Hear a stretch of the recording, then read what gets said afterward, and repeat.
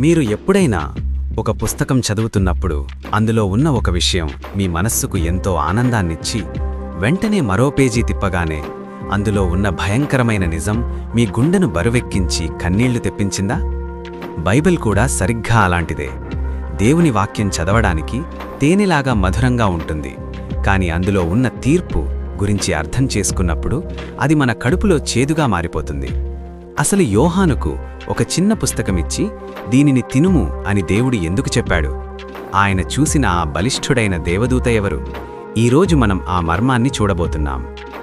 అందరికీ వందనాలు. Daily Bible study 20వ రోజుకు మీకు స్వాగతం. నిన్న డే 19లో 6వ బూర ఊదినప్పుడు 20 కోట్ల దయ్యపు సైన్యం భూమి మీదకు రావడం, మనుషులైనా సరే మారుమనస్సు పొందకపోవడం మనం చూశాం. కాని 7వ బూర ఊదడానికి ముందు దేవుడిక్కడ ఒక చిన్న విరామమిస్తున్నాడు. ఈరోజు డే 20లో మనం ప్రకటన గ్రంథం 10వ అధ్యాయం 1 నుండి 11 వచనాలు ధ్యానించబోతున్నాం. 1వ వచనం చూడండి. యోహాను ఒక అద్భుతమైన దృశ్యాన్ని చూస్తున్నాడు. బలిష్ఠుడైన వేరొక దేవదూత పరలోకము నుండి దిగివచ్చుట చూచితిని. ఆయన మేఘమును ధరించుకొనియుండెను. ఆయన తలమీద ఇంద్రధనస్సు ఉండెను. ఆయన ముఖము సూర్యుని వలెను, ఆయన పాదములు అగ్నిస్తంభముల వలెను ఉండెను.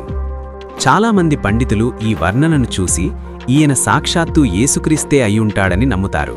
ఎందుకంటే 1వ అధ్యాయంలో యేసుక్రీస్తు వర్ణన కూడా ఇలాగే ఉంది. లేదా దేవుని అత్యున్నత అధికారాన్ని మోసుకొస్తున్న ఒక ప్రత్యేకమైన దేవదూతైనా అయ్యుండాలి. కాని ఆయన నిలబడిన తీరు చూడండి. 2వ వచనం. ఆయన తన కుడిపాదము సముద్రము మీదను ఎడమపాదము భూమి మీదనూ మోపి. అంటే ఈ భూమి అంతా సముద్రమంతా నాదే అని దేవుడు తన అధికారాన్ని ప్రకటిస్తున్నాడు. ఆయన చేతిలో ఒక చిన్న గ్రంథము విప్పబడి ఉంది. 3వ వచనంలో ఆయన సింహము గర్జించినట్లు గొప్ప శబ్దంతో ఆర్భటించాడు. అప్పుడు 7 ఉరుములు తమ శబ్దాలను పలికాయి. బైబిల్లో ఉరుము దేవుని స్వరానికి గుర్తు. యోహాను ఆ ఉరుముని చెప్పిన మాటలు రాయడానికి పెన్ను పట్టుకున్నాడు. కాని 4వ వచనంలో ఒక వాయిస్ వినిపించింది. ఆ 7 ఉరుములు పలికిన సంగతులకు ముద్ర వెయ్యుము, వాటిని వ్రాయవలదు. ఇది మనకు చాలా ఆశ్చర్యాన్ని కలిగిస్తుంది.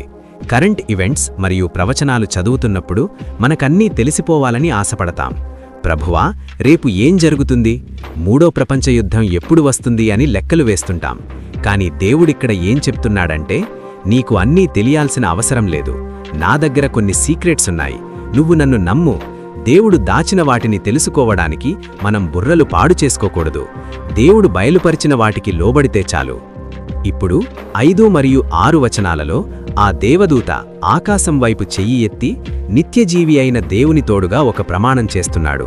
ఇక మీదట ఆలస్యం ఉండదు. హతసాక్షులు, ప్రభువా, ఇంకెంతకాలం అని అడిగారు కదా. దానికి జవాబు వచ్చేసింది. ఇక పాపానికి దేవుడు టైం ఇవ్వడు. తీర్పు ప్రారంభమవ్వబోతోంది. 7వ బూర ఊదగానే దేవుని మర్మం సమాప్తమవుతుంది. ఇప్పుడు ఈ అధ్యాయంలో అత్యంత ముఖ్యమైన భాగానికి వద్దాం. 8వ వచనం. యోహానుకు పరలోకం నుండి ఒక ఆజ్ఞ వచ్చింది. వెళ్ళి ఆ దూత చేతిలో ఉన్న ఆ చిన్న గ్రంథమును తీసుకొనుము. యోహాను వెళ్ళి అడగగానే ఆ దూత ఏమన్నాడో తెలుసా? దీనిని తీసుకొని తినివేయుము. ఇది నీ కడుపునకు చేదుగా ఉండునుగాని నీ నోటికి తేనెవలె మధురంగా ఉండును. యోహాను ఆ పుస్తకాన్ని తిన్నాడు. నిజంగానే అది నోటికి తియ్యగా ఉంది.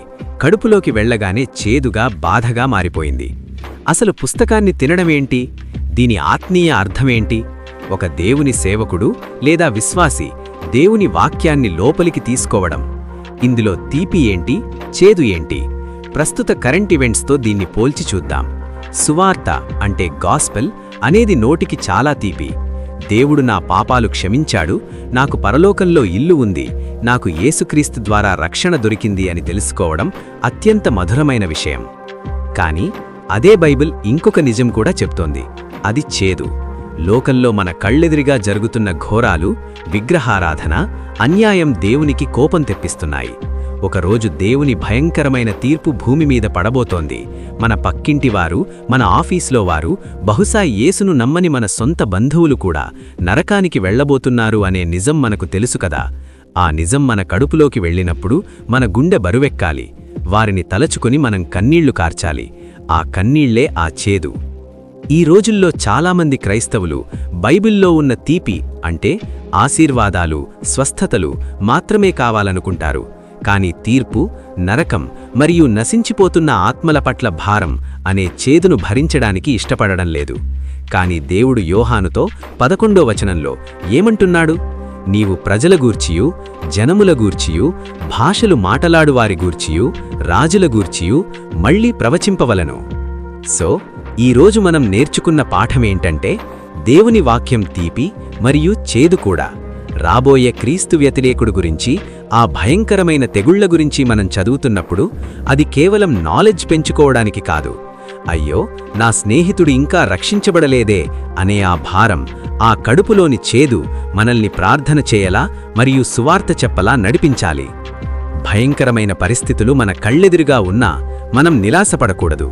సముద్రం మీద, భూమి మీద కాలుమోపిన ఆ బలిష్ఠుడైన దేవుడు మన పక్షాన ఉన్నాడు కాబట్టి ధైర్యంగా ప్రతికూల పరిస్థితుల్లో కూడా యేసు రక్తం జయం అని ప్రకటిద్దాం.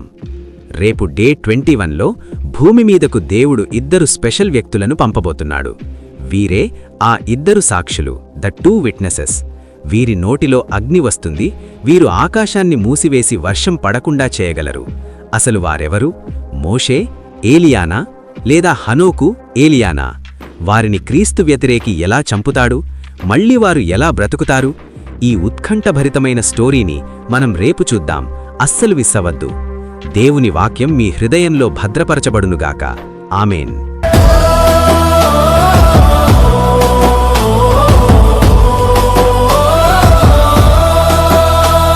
ఇక కాలముండదు, దేవుని మర్మము ముగిసెను. ఆఖరి బూర శబ్దమునకు పరలోకం సిద్ధమాయెను.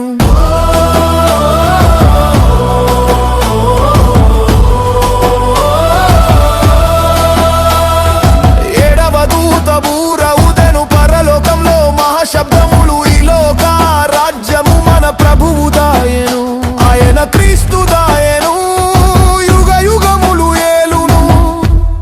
24 పెద్దలు సాగిలపడి మొక్కిరి.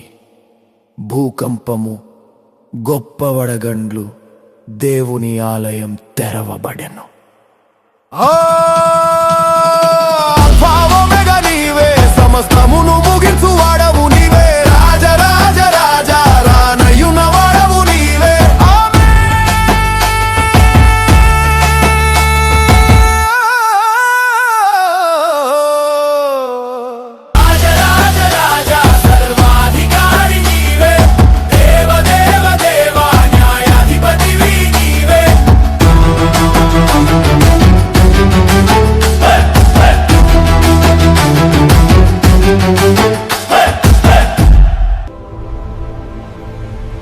Strength in grace. It's all about Jesus.